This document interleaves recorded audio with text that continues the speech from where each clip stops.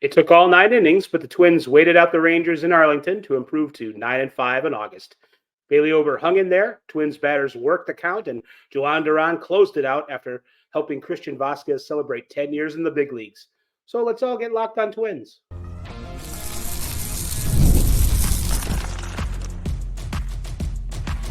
You are Locked On Twins, your daily Minnesota Twins podcast. Part of the Locked On Podcast Network, your team every day. Hello again, everybody, and welcome to Locked On Twins, your daily go-to destination for the best Minnesota Twins insight, discourse, and analysis. A reminder that the Locked On Twins podcast is part of the Locked On Podcast Network, which brings you your team every day. And that team in this case is the Twins. And I'm your co-host, Dave Brown. I've been in the BBWAA since 2012, and a professional ball writer since 1998. It's a long time. Across the cyberspace aisle from me is Brandon Warren, who also knows his stuff. Tell him, Brandon. Well, I've been wanting to be BBB in the BBWAA since about then, but I've watched the Twins for a little over 30 years, covered them for about half that long. And so, yeah, it's a fun little show we do here if you're checking us out for the first time, because Dave gives us a nice national perspective and not disconnected in the sense of doesn't know what he's talking about, but he doesn't have all the emotional baggage of being a Minnesota sports fan. I do miss the giant gallon of milk, though, that was in the Metrodome. I wasn't emotionally attached to that. I don't think too many of us were. By the way, today's episode brought to you by PrizePicks, the easiest and most exciting way to play daily fantasy sports. Go to prizepicks.com/LockedOnMLB and use the code LockedOnMLB, all lowercase, for a first deposit match up to $100. You can see that at the bottom of the screen if you're watching us on YouTube right now. Also, you can catch every pitch of the Twins hometown broadcast with Chris Atterbury and Paul Molitor, who is on the trip this time around, on SiriusXM. Just download the SXM app, search Twins, and it's SWR, Simeon Woods Richardson, facing Rangers lefty Andrew Heaney, who I'm convinced is a future Twin, with first pitch scheduled for 7:05 at Globe Life Field. Got to make sure I say the right Globe Life, because Park and Field can trip you up. Andrew Heaney, you mean future ex-Twin, because he's a free agent, and he's probably not going to sign. Well, I think either, because they don't sign free agents because they don't spend any money. Yeah. No, I do think, though, and this is just my harebrained theory, is that if he hits waivers, the Twins will claim him. So I don't know if there's anybody in front of the Twins that would snipe them in that regard, but just based on standings, I think they'd have a chance at least. That would be a nice change of pace. The Rangers were kind of in a weird spot when the deadline hit, and they've pretty much tanked, not in the we're giving up sense, but they're 10 games under 500 now after the Twins beat them 3-2 Thursday night. But they were still thinking maybe we're going to contend for a wild card spot or something like that, maybe even division in the weird AL West. But that apparently isn't going to happen. So it's possible that they might save a few bucks by putting Heaney on waivers, and I don't know if someone else would claim him before he got to the Twins, but he would help. Standings wise, Boston, who's basically signing anybody they can, they signed Rich Hill, and exactly. And then they had James Paxton, whose injury necessitated picking up Rich Hill. They are 63 wins, Twins 68, so they'd be ahead of them in the pecking order. And then Houston has had no luck keeping anybody healthy. They're on an 8-game winning streak, really streaking at the right time. And, you saw the price they paid for Yusei Kikuchi. They probably would not hesitate to claim someone like Heaney, though maybe they wait for Evaldi. Maybe they hope for that sort of thing. I don't know if I see it, but there's a lot of teams that'll be in the mix. Hopefully the Twins could be one of them. Well, no matter what happens, the theme for today's show, or maybe the sub-theme, the theme for the segment is preaching patience. And I think patience is a good theme for the entire show. The Twins gained a half game on first place. Cleveland, who was off, and Kansas City was also off. So they're in second place, sitting second place in the AL Central, 4 games back of Cleveland and 2 games ahead of Kansas City after squeezing out a 3-2 victory to kick off their road trip against the Rangers. It was a struggle, even though the Rangers are not likely going to the playoffs. They're not going gently either. They even had closer Kirby Yates on the mound in the 9th inning with a tie score. You could probably it's hard to pick among Yates, Mason Miller, or Emmanuel Clase, who's been the best closer in the league. But Yates has only given up a handful of earned runs all season, and he had a 5.3 walk percentage coming into the game, I believe. Mm-hmm. But they got him. The Twins batters worked him for 2 walks, and they moved up on a wild pitch. And a couple innings earlier, the Twins were working to Jose Leclerc for walks. They drew 4 walks. Didn't do anything against Walter Pennington in the junior in the 8th. That was kind of a quick up and down. But you can tell that the lineup was really, trying to push that 3rd run across, and they were able to do it in the 9th against Yates. So, yeah, even with the earned run, Yates' ERA is 1.19. He's 37 years old. He was a guy that they were possibly thinking about moving at the deadline, but he's fully back from Tommy John surgery, and I would imagine that the Rangers are probably going to want to contend next year, so I don't think we'll see him on waivers. That would be a guy that people definitely would pick up coming down to the end. But patience is the key with the Twins lineup because they're really good at scoring runs late. I think they lead the league in runs scored after the 7th inning. They do. You look at the start that Bailey Ober had. If you were to look at the 1st inning, you'd be pretty worried because he wasn't really able to locate fastball or cutter his entire time out there. And he gave up a couple runs early, and it was looking kind of whatever. But he stuck with his plan, and he continued to be, he's 7-1 now with a 1.87 ERA and 75 strikeouts over his last 10 starts. He's got 10 straight quality starts, which kind of undersells a little bit how well he's been doing. Brandon, what do you think of how Ober stood in there without his best stuff and still got pretty good results? Yeah, it goes to show just the evolution of a pitcher when they become that guy who can, weather the storm. You don't have your best, especially if you don't have your best fastball on any given night, whether it's location, velocity, or some combination of both. And you have to really pitch mentally, you got to really dig deep into your bag of tricks. And I feel like Ober has done a really good job of that in nights that he didn't have it. I mean, outside of that Kansas City blow up that had everyone wondering, what the heck's going on with him. And then, he's had his issues with Kansas City, but otherwise he's been absolutely phenomenal. And by the way, Dave, I don't care at all about pitcher wins. And again, when they, give up you see the camera on the guy when they give up the lead and he's not going to get the win. And it's like, teams win, pitchers don't. I don't care about pitcher wins whatsoever. But I was surprised. Do you know how many wins Bailey Ober has? How many? 12. To me, that's a big number. It's a high number for the way the Twins have managed pitchers in recent years. So I saw someone else complaining about the number of RBIs that the Twins top guys have. They're like, Pasquantino or Perez have 80. The Twins leader has 50 something. And I'm thinking, that's not the complaint you think it is. The fact that Twins have 10, 12 guys who can drive in runs and have done that is a lot more valuable than just having a couple guys driving in 80 and then the rest of your lineup being, a non-factor. And again, look at the runs scored by the team, not individuals. Look at the wins by the team, not the individuals. And back to Ober, with that dozen wins, it's just impressive to me kind of how he can still fly under the radar with how well he's pitched. 10 quality starts in a row is the most. I think they said on the broadcast by a Twin in 15 years was, I'm trying to remember who it was though, which takes us back to 2009. 2009 was a hot minute ago. I think it was Nick Blackburn, if I'm not mistaken. Yes, one of the many, as you called them, Brad Radke clones that the Twins tried to produce in the middle part of the decade. Yeah, Ober, I think I saw the Twins are 14-6 in his starts.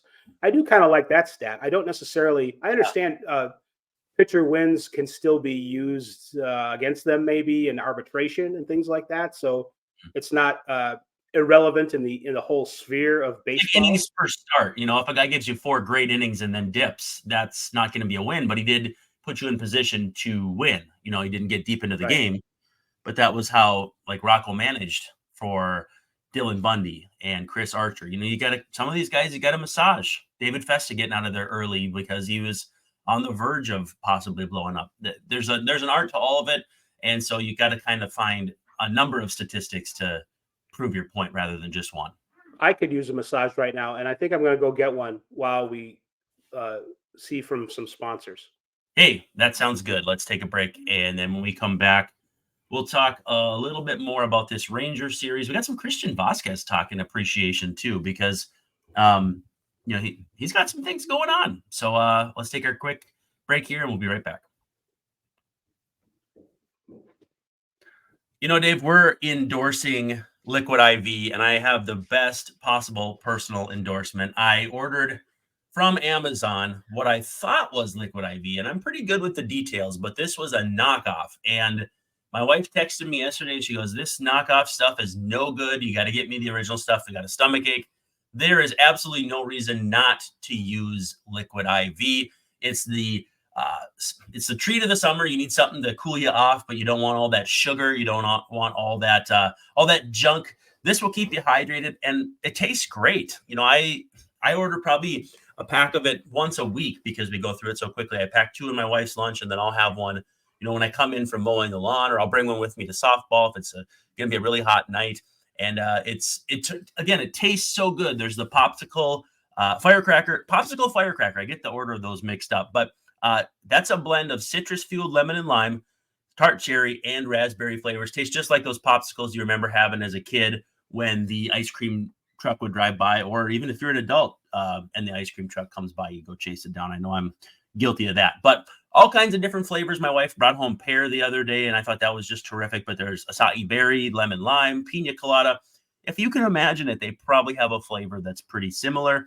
Tear, pour, live more. It's just a stick of Liquid IV and 16 ounces of water, and it hydrates you better than water alone and all those other guys as well. It's powered by Liquid IV Hydroscience, which is an optimized ratio of electrolytes, essential vitamins, and clinically tested nutrients that turn ordinary water into extraordinary hydration. And it's got 3 times the electrolytes of the leading sports drinks, 8 essential vitamins and nutrients, and it's always non-GMO, vegan, gluten-free, dairy-free, and soy-free.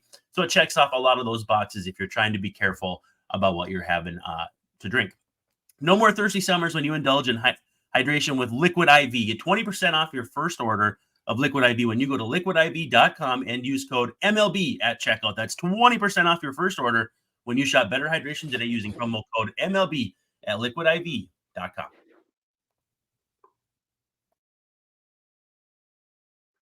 We talked a little bit about patience in the first segment, and Kyle Farmer had another big hit in this game after the Ober had given up a couple runs in the bottom of the first. The Twins came back. Willi Castro hit a home run. Farmer comes up, hits a triple. Leody Taveras kicks it around a little bit, gets an extra base, so they call it a Little League home run. Some people don't like that term, Little League home run, because it demeans the kids, and we're not going to do that here. They're playing right now, aren't they? They are. The Little League World Series is you could bet on them too. Bet on the kids. I don't know if I feel good about that, but I don't know. But if that's your thing, but it's remarkable how good those kids are, and not to waylay the point or get out of the way, but it's like little big leaguers. They're so good, and so it's so fun to watch because it's you can kind of track some of these guys too, like Todd Frazier. Did you know Todd Frazier played? I'm just kidding. Everyone knows Todd Frazier played. I didn't know that, but you know it is. I like those stories. I always wonder, and now it's easier to. More people are paying more attention to it. So you kind of know when somebody has a history in the Little League World Series. I always used to wonder, like, did this guy play in the Little League World Series? You know, every once in a while you'd see a graphic. Oh, there's Carney Lansford from 1971. Now it's a little more frequent and you get to see it more often. So especially that kid from Mexico that's thrown like 77, which is a 99 if you translate it to 60 foot 6 inches. So that's going to be a guy to watch. Never do the metric system around me, Brandon, because I get confused. Okay. Oh man. Yeah, no, I'll do my best not to. Anyway, so Kyle Farmer, speaking of Little League home runs, he hit a home run the other day, like a classic home run over the fence. A little big league home run. Yes. Well, although the kid wasn't. I can't think of anybody. Timothy Busfield wasn't there. I didn't see Leon Durham, but Billy Haywood. I don't remember his name. But Pete Crow Armstrong's mom would have been. Oh, no, I don't want to get off on that tangent because I was in love with her just a little bit, 30 years ago, and maybe now.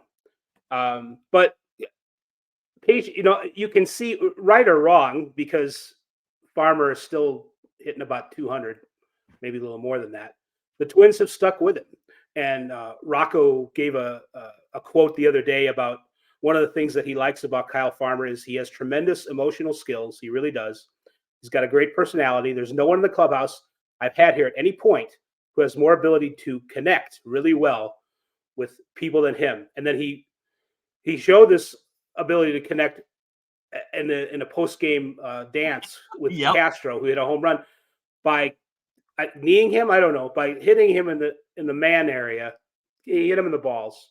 Yep. So they were dancing around doing a waltz 1 second, not a Tim waltz, and then the next thing you know, Castro's doubled over in pain because Kyle Farmer's made an emotional connection. But kind of all joking aside, considering what the Twins really ask Farmer to do as sort of a 26th man, it helps one understand more why Rocco would be patient with 2 or 3 months of slump when there's more a player can give than simply what their statistics are. And if you stick with them long enough, look, it's happened with Vazquez too. Yeah, in a bigger way, in a much more noticeable way offensively. He's been one of the Twins' best hitters over the second half of the season, and he's always been there defensively as one of their better players. So there's a certain value in having patience and understanding the long game and realizing that, maybe for 3 months Kyle Farmer hasn't done squat, but he's probably going to do squat or more than that in the second half, and would be just as good in that position as anybody else you could pick up off waivers, and there would be no emotional connection. There would be no kneeing in the nuts. Yeah, Johnny which brings value too. So I don't know if it's added up to more wins, but it's certainly, I understand when you look through that lens where Rocco's coming from, sticking with these guys who started out not so hot. Yeah, Johnny Gomes isn't hitting waivers. The whole galvanizing force between a bunch of playoff teams in the late aughts or whatever. But I think, I didn't want to steal your point from later on when we talk about Vazquez, but a lot of things you say about Farmer are true about Vazquez on a much bigger level. But with Farmer, I think the fact that Rocco says that about him can't be understated, because think of some of the guys who've gone through that clubhouse during Rocco's tenure. I mean, Nelson Cruz comes to mind immediately. And, they've had Royce Lewis is a really good dude in the clubhouse. Carlos Correa, legendarily considered a very good teammate, may tell you the things you don't want to hear, but need to hear in that moment. The Twins are a vibes team. And maybe, with how much we talked about that this spring, we kind of got away from it. I mean, they had the home run sausage and the what were they putting on when Farmer came back? It was like a jacket or something like that. Jacket. Yeah, all the different things that they've done. They're a vibes team, but you can kind of get that sense too. Even when he's just kind of flicking the tip for Castro, I felt so bad. We've all been there though, because as dudes, or at least I know I grew up with a bunch of idiots, and so they were always trying to do that kind of dumb crap to each other. You mess with your friends like that, and the connection between dudes comes in so many different ways. Razzing them, lifting them up when they need it, and Farmer very clearly can read the room and do whatever needs to be done in that respect. And if baseball guys like Rocco, who everyone says is way too analytical and manages by the spreadsheet, if he believes there's value in vibes, who am I to say he's wrong? Well, I think if you take into account that, they don't necessarily ask Farmer to play every day or every inning of every game. No. And if you look at this from a spreadsheet standpoint, he's bound. I mean, at some point, maybe your career's over, but most players, they start out slumping. It's bound to even out to some degree. And you're going to get some production from him, and they're starting to. And it also shows other guys in the lineup that Rocco, the Twins, the coaching staff will stick with you when you're not doing well. And that has to be at least a grain of importance when you're a player who's having a better year, but also is enduring a slump. The team believes, look at how the team believes in Farmer. Really all he's done so far is brought a sausage, but they're sticking with him and he's starting to come around. And there's value in other things he does. These are important little factors in a 6-month monotonous baseball season where things more often than not go wrong, and you need to keep a positive attitude. I don't know how many times we have to say it, but it's okay to remind people that there's more to a baseball season necessarily than your statistics in the moment. So I think it is a positive way to look at the way Rocco thinks about managing an entire season. It isn't necessarily just about what your on base percentage or pick your spreadsheet stat is at the time. And to go to the well with, there's more than just what happens on the field. I mean, the Bomba squad in 2019, the Piranhas back in 2006, like these teams have identities. They become memes, or they become, like there were Piranha t-shirts back in the day. Those things, while tangentially connected to the field, become off-field stuff too, or become part of lore. And so, yeah, there's a reason why we care about more than just what these guys do between the lines. And for better or worse, that's where vibes come from. Speaking of the Bomba squad, that's a good segue into we'll talk a little bit more about Vazquez after our final commercial break. That sounds good. Yeah, we got to give some love to our final sponsor. And then when we come back, I'm excited because CV has been a whole lot of fun to watch lately, both on and off the field. But again, let's take our final break. Got to show some love for PrizePicks. It's America's #1 daily fantasy sports app. There's over 5 million active subscribers, and it's the easiest and most exciting way to play DFS because it's just you and the numbers. Do you see the numbers in the room with us right now? No, but you pick more than or less than on 2 to 6 player projections and watch your winnings roll in. You get to choose your risk tolerance. So if you go real risky, like crazy risky, you can get up to 100 times your money with just a couple of picks. However, 4 correct picks can get you that. But however, if you want to go a little less risky, there's still multipliers that get you all different levels. It's up to you to choose what you're willing to risk. So, and if you're looking for promos, all kinds of fun stuff right now, PrizePicks has you covered every week. They lower some players' stat projections on Tuesdays to help your lineup hit, or on Fridays, you can get your entry fees back if your lineup busts. But we do not have NBA. We do not have NHL. We are not quite to NFL yet, but we have MLB and even women's hoops still going, whether you like the rookies, Angel Reese, Caitlin Clark, stars like Kelsey Plum, Brianna Stewart, Asia Wilson. Watching them ball out can help you cash in, and PrizePicks is available in more than 30 states across the country. You got to get the app and find out if you're in one of them. Download the PrizePicks app today. Use code LOCKEDONMLB, and you'll get a first deposit match up to $100. That's code LOCKEDONMLB, all one word, on PrizePicks, and get a deposit match up to $100. Pick more, pick less. It's that easy. Before the game, the Twins had a little. It was a kind of impromptu planned ceremony. Christian Vazquez, his wife, helped organize a band to come and play to honor Christian turning 10 in the major leagues. He's got 10 years vested, and that means full pension. 10-year tenure. Yes. Ricky had 20-year, but 10 years good enough to get a full pension. And it's important just because not all these guys make huge money, and if they want to have security for the rest of their lives after baseball, the pension is still important. And it also signifies sticking to it.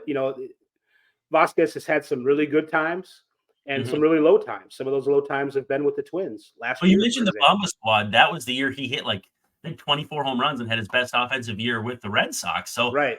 He's had some where he's really hit, and there's this year. He's had some great moments. I mean, that's how you stick around. It's he's had 10 years of contributing to major league rosters, and this little band came through. They've been identified as a mariachi band a couple different places, but I don't know that is 100% accurate. It was I think the music is called bomba, funny enough, and I think it's the mariachi bands tend to be those guys that dress up in the hats from Mexico, and Vazquez is from Venezuela. Now they have mariachi bands have played in Puerto Rico, but that's more of a Puerto Rican culture thing versus a Mexican culture thing. I think this was a bomba band, and you bringing up the Bomba Squad from a few years ago made me think of that.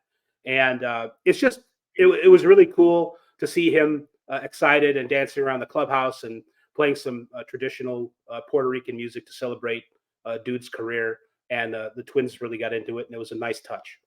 You know, with how Ryan Jeffers has kind of hit the skids a bit too, it's been really nice to see Vazquez turn his season around. And again, like you said, these are veteran guys with track records, and at someday Father Time is undefeated and takes that jersey off you for the last time. And so you always get concerned when guys in their mid 30s are, starting to drop off a little bit. But nice to see Vazquez stick with it, work his plan his work, as the adage goes. But just a super, super duper human being. His wife is very active on Twitter, for better or worse. And but she's very supportive of him. And I think that's what we all love to see is, you always want to have someone in your corner who will fight on your behalf. But no, just what a guy. And you can tell just based on, like, you see him making the faces and how he's so goofy that he's another vibes guy. Like there are more vibes guys on this Twins team than I remember many Twins teams in my life having. You got Correa doing one vibe, and you got Vazquez doing another, and then you probably you got guys across the roster doing different vibe things. I don't know. I think it's pretty cool. And it's vibes, but it also it can add up to wins. It's it hasn't necessarily added up to wins in maybe Farmer's case yet, although maybe there's some hidden things there. He did hit the home run the other day, and they probably don't win this game if he doesn't hit that triple. So, but Vazquez has been important to the pitching staff all season, and while he didn't hit earlier in the season, he's been one of the Twins' best hitters in the second half. So it's there have been other teams that maybe they would have cut him, maybe they would have DFA'd him and brought in somebody else, but the Twins were patient, and he's rewarded them. Well, defense off the charts too. I mean, every year of his career, he's had positive defensive value on Fangraphs. This year, plus 12.4 runs, 15.7 last year. You can't overstate the value of a good defensive catcher, and there's a reason why the Astros wanted him on their stretch run. He got that World Series ring in Texas last year. They were talking about that on the radio last night. And also, Red Sox had him for a reason, the defensive value and winning a World Series with a good defensive catcher. And even look at the Astros and who he platooned with, the quintessential defensive first catcher, Martin Maldonado. Teams don't necessarily still need to see that Joe Mauer behind the plate to feel like they have a chance to win. Christian Vazquez has, in my opinion, I don't know what the value on Fangraphs or anything says, but to me, he's more than been worth the contract to this point in his Twins career. For sure. A couple more things before we go. The Twins put Byron Buxton on the DL with his flaming hip, his hip inflammation. It might be a little more precautionary on the back end. He might have been able to come back sooner than the 10 days, I think. But they couldn't sit with that bench spot. Well, and I think unused. Very briefly here, I think the fact that it wasn't Deshaun Kiersey they brought up, who they could have added to the 40 and then had as a backup center field option. Right. The fact that they didn't take the step of adding him to the 40 and just brought up Edouard Julien tells me they're optimistic about Buxton just needing the 10 days. I hope we can be optimistic about Edouard. This is now the second time that they've kind of had to bring him up, maybe before they would have liked to. They did it before, and he had a kind of a terrible stretch at the plate when he came back. Hopefully his confidence is okay. He's showing lots of positive signs in the minors. Some of his stats, his strikeout rate, his batting average on balls in play, a little bit to be desired there. But bring him back. You'll be able to put Farmer at shortstop sometimes and Castro in center. Like you said, they can and then get Buxton back in a few days. So I think it's I'm crossing my fingers that Edward gets back and is hitting a little bit and gets a few hits under his belt and gets some more confidence. So no, you don't mean hits under his belt like Willi Castro. Well, I mean, that would be good too. That means the Twins are winning. So if that means everybody's got to get hit in the nards to win a few games, then I think the Twins will do it. So, but also hits in the box score. Yeah. He's not going to get much of a chance here with the Twins facing a lefty, and another one coming up in Martin Perez, which I thought was fun. Oh, we wanted to talk about that too. The Twins have a bunch of opponents coming up. Lots of former Twins. Tyler Mahle is going to be.